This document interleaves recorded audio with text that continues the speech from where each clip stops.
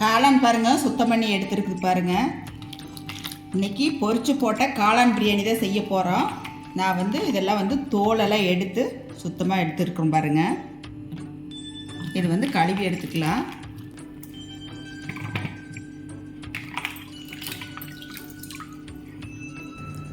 காளானை இப்படி ரெண்டு ரெண்டாக கட் பண்ணி எடுத்துக்கலாங்க.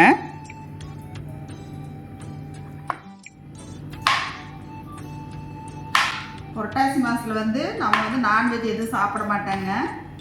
அதனால் இன்றைக்கி சூப்பராக ஒரு பிரியாணி செய்யலான்ட்டு செய்கிறேங்க. காளான் பிரியாணி செஞ்சுக்கலான்னு. பிரியாணி செலவு போட்டுக்கலாங்க. தண்ணி வச்சுருக்கிறேன் பாருங்கள், சாப்பாட்டுக்கு பிரியாணி செலவு போட்டுக்கலாம். இதில் கொஞ்சம் எண்ணெய் ஊற்றிக்கலாம் பாருங்கள். ஒரு 20 நிமிஷம் ஊற வச்ச அரிசிங்க, பாஸ்மதி அரிசி. இந்த அரிசி போட்டுக்கலாம். நான் ஒரு 20 நிமிஷம் ஊற வச்சுருக்குறேங்க. நாங்கள் பாஸ்மதி அரிசி போடுறேங்க. உங்களுக்கு நீங்கள் சீரக சம்பா கூட போட்டுக்குங்க. கொஞ்சம் கல் உப்பு போட்டுக்கலாங்க சாதத்துக்கு. அப்படியே வேகட்டும். இப்போ கார்ன்ஃப்ளவர் மாவு போட்டுக்கலாங்க. காளான் சில்லி போடுறக்கு கார்ன்ஃப்ளவர் மாவு போட்டுக்கலாம். இது வீட்டு அரைச்சி பொடிங்க, 65. இது போட்டுக்கலாம். இஞ்சி பூண்டு பேஸ்ட் போட்டுக்கலாங்க. இது தேவையான உப்பு போட்டுக்கலாம். போட்டு நல்லா பரட்டிக்கலாங்க. காளான்லேயே தண்ணி விடும், அதனால் நம்ம தண்ணி ஊற்றணுங்கிறது இல்லை. பாருங்கள், முக்கால் பதத்துக்கு வெந்துருச்சு. இப்போ எடுத்து வடிச்சுக்கலாம்.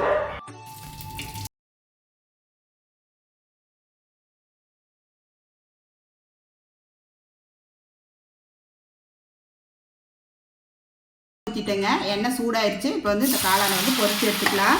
5 minutes later. பாருங்கள், காளானெல்லாம் இந்த மாதிரி எல்லாத்தையும் பொரிச்சு எடுத்துக்கலாம். பாருங்கள், இந்த மாதிரி பொரிச்சிருக்கிறோம். இப்படி எல்லாத்தையும் பொரிச்சு எடுத்துக்கலாம். பொரிச்சு போட்ட காளான் பிரியாணி செய்கிறதுக்கு எண்ணெய் ஊற்றிக்கலாங்க. ஒரு பாத்திரம் வச்சாச்சு.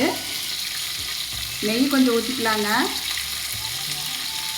பிரியாணி செலவு போட்டுக்கலாங்க.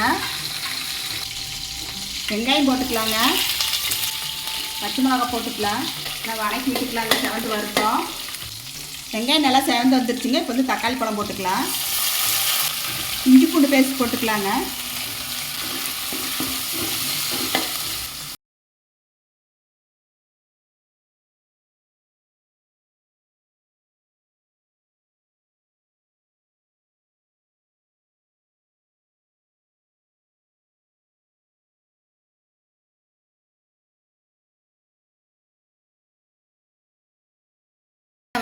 வணங்கி வந்துருச்சு பாருங்க.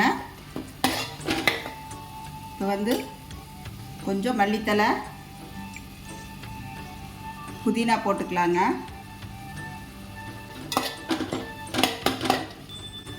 புளிப்பிலா தயிர் கொஞ்சம் ஊற்றிக்கலாங்க. மல்லித்தூள், தனி மிளகாத்தூள் போட்டுக்கலாங்க.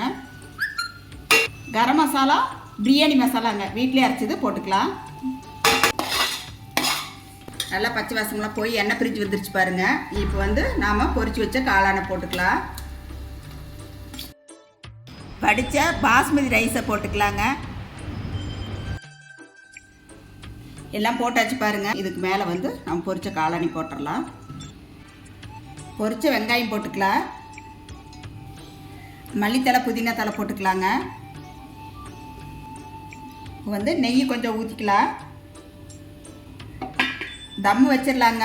தட்டம் போட்டு மூடி தம் கட்டி வைக்கலாம். ஒரு 10 நிமிஷம் இருக்கட்டும். 10 நிமிஷம் ஆயிடுச்சுங்க. ஸ்டவ் ஆஃப் பண்ணிக்கலாங்க.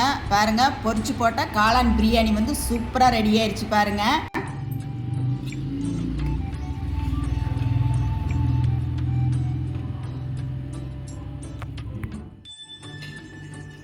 நம்ம பொரிச்சு போட்ட காளான் பிரியாணி எவ்வளோ சூப்பராக இருக்குது பாருங்கள்.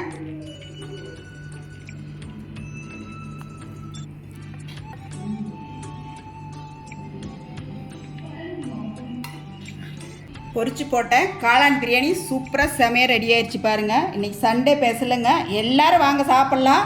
நீங்களும் உங்கள் வீட்டில் செஞ்சு சாப்பிட்டு பார்த்துட்டு எப்படி இருக்குன்னு சொல்லி சொல்லுங்கள். நன்றிங்க.